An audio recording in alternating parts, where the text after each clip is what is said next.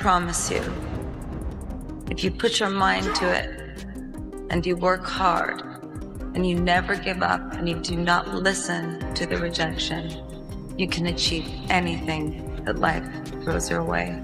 This ends with the belt changing hands and a legend's shadow collapsing in real time, because Dakota Ditcheva isn't just being compared to Ronda Rousey anymore, she's being positioned to erase her. And nah, don't move. Because to understand how this became a real threat, you have to rewind to the exact moment this whole thing quietly detonated behind the scenes before anyone was ready to admit it was happening at all. Right hand.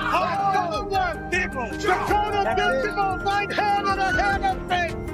Another knockout for the... A 26-year-old British phenom didn't ask for permission, didn't wait her turn, didn't play humble. She dropped a statement so calm and ruthless that even icons had to react. And the scariest part is how little emotion was in it. Because when someone speaks that confidently without shouting, it usually means the work is already done and the rest of the sport just hasn't caught up yet.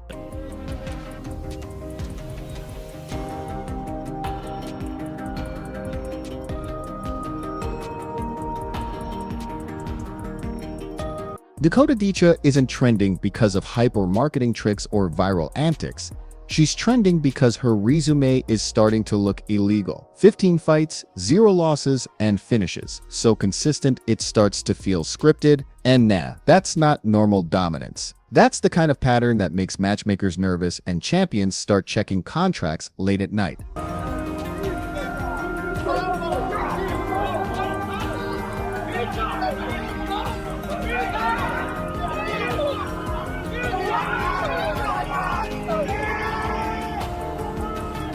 People keep saying undefeated records don't mean everything, and sure, that's true sometimes, but when 90% of those wins end before the judges even wake up, you're not talking about decisions anymore. You're talking about control, violence, inevitability, and the way she's ending fights doesn't look reckless or desperate. It looks surgical, like she's choosing when it's over.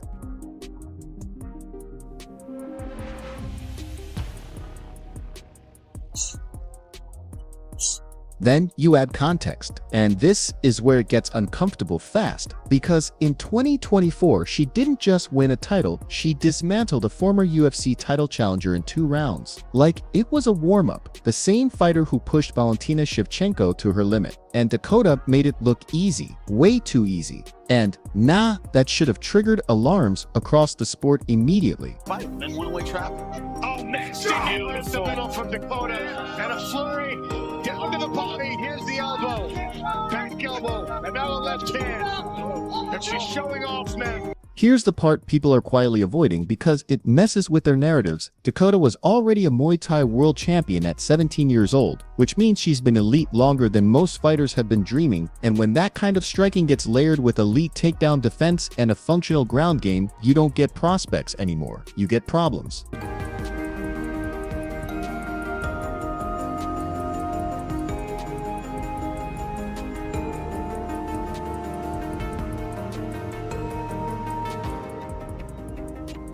And this is where the Instagram post hits different, because work hard, you never lose isn't motivational fluff when it comes from someone who literally hasn't lost. It's not a quote, it's a warning. And the timing wasn't accidental either, because she posted it when her leverage was peaking and the eyes were already watching. And nah, don't tell me that wasn't intentional. You want to be equal. Tell you, women have absolutely proven themselves, and people love the women's fights. The MMA world reacted instantly, but the real shift happened behind the scenes. Because when Dana White doesn't dismiss someone and doesn't joke them away, that's not indifference. That's evaluation, and sources whispering about aggressive pursuit don't come from nowhere, especially when the organization on the other side suddenly starts saying no real fast. Aggressively pursuing her. The catch? The PFL isn't letting... The PFL refusing a trade tells you everything you need to know. They see the same thing everyone else is starting to see, which is that Dakota isn't just a champion, she's a pillar. And once you let a pillar walk, the whole structure shakes. And yeah, this is where it gets weird, because Dana has been silent in the most intentional way possible.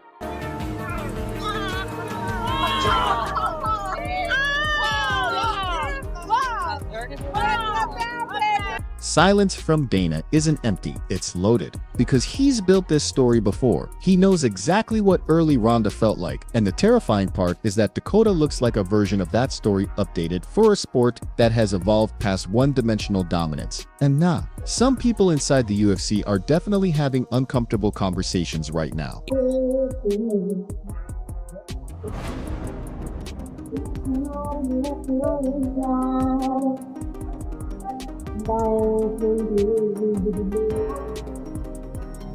And then Ronda reacts, and that's when the tension spikes, because her response wasn't dismissal or praise, it was balance, respect mixed with boundary setting, which tells you she feels the comparison in her bones. And fans splitting immediately wasn't accidental either, because this debate cuts straight through legacy, ownership, and who really defines eras.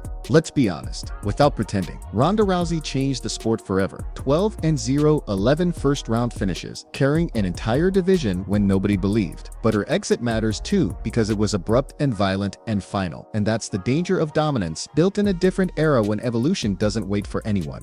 Dakota isn't knocking on the door of history. She's already standing in the room, rearranging furniture. And what makes this unsettling is how young she is while doing it, because she's not at the end of a run, she's at the beginning of a peak. And that's the part nobody wants to say out loud yet.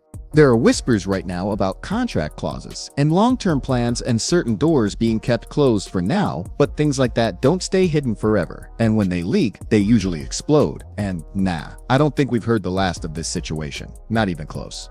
Because if Dakota ends up where everyone suspects she might, this won't just be about belts or money or promotions. This becomes a rewriting of women's MMA history in real time. And the scariest part is, we're still early in the story, way too early, and something feels like it's about to break wide open. I keep thinking about how this whole thing feels less like a rise and more like an invasion. Because when someone like Dakota Ditcheva shows up with that kind of record, that kind of calm confidence, it doesn't politely knock on the door of a division, it kicks it off the hinges and looks around like it owns the place already. And that makes people uncomfortable for a reason, because comfort is built on predictability, and she's the opposite of that.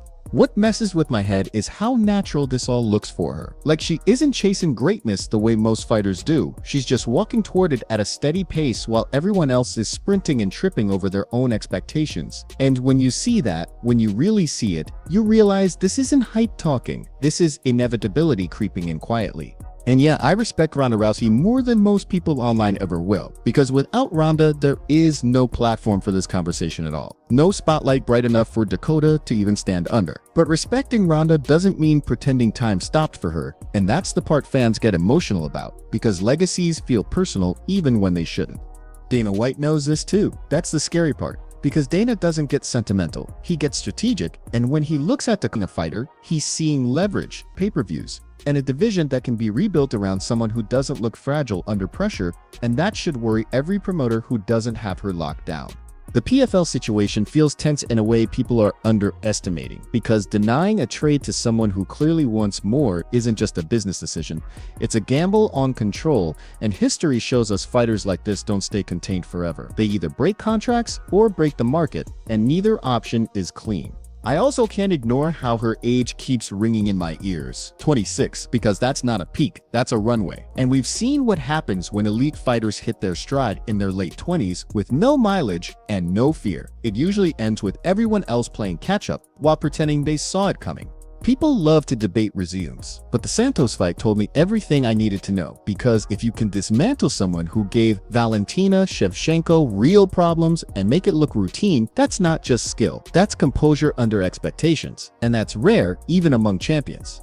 What really sticks with me is that Instagram post, because on the surface it's basic, almost boring, but coming from someone who's never lost, it reads less like motivation and more like a threat wrapped in a smile. And fighters understand that language even if fans don't. Ronda responding was inevitable, but the way she did it felt like someone defending a house they built while realizing the neighborhood has changed. And that's not weakness, that's reality, because no pioneer gets to choose who surpasses them. They only get to choose how they react to it.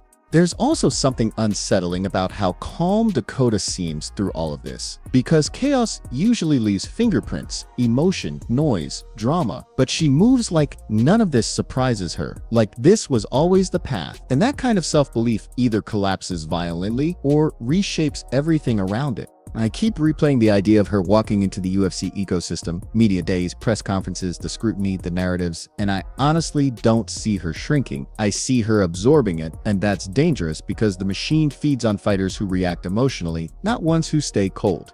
Fans arguing about who's better miss the point entirely, because this isn't Ronda versus Dakota, this is eras colliding, and eras don't fight fair. They overwrite each other slowly until one becomes history and the other becomes the new reference point everyone measures against.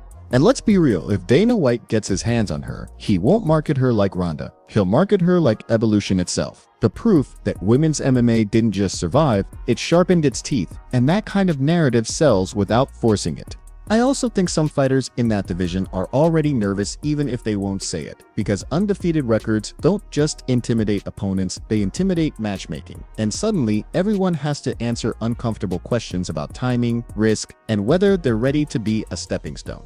There's a quiet pressure building here that people feel but can't articulate, because once someone like Dakota enters the mainstream fully, excuses disappear. The bar moves and careers that felt solid suddenly feel temporary. And that realization changes how fighters train, fight, and negotiate. Ronda's shadow will always be there, but shadows only exist when there's light. And right now, the brightest light in that conversation isn't coming from the past. It's coming from someone still writing her first dominant chapters, and that's why this feels so charged. I don't think this ends cleanly or politely, because power shifts in MMA never do. They come with bruised egos, contract disputes, bitter interviews, and revisionist history. And Dakota is stepping straight into the center of all that without blinking. What scares me most, honestly, is that she hasn't even been tested in the way legends usually are yet. No comeback wars, no late-round desperation, no public doubt, and when that test finally comes, it's going to define not just her, but the entire story we've been building around her. People asking whether she can make history are already behind, because history doesn't ask permission, it just shows up and forces everyone else to respond, and right now the sport is responding whether it wants to or not. And the worst part, or maybe the most exciting part, is that none of this feels settled. Contracts, legacies, divisions, it all feels like it's vibrating. Like one announcement, one fight, one decision could flip the whole narrative upside down overnight. And that's why I can't stop watching this unfold.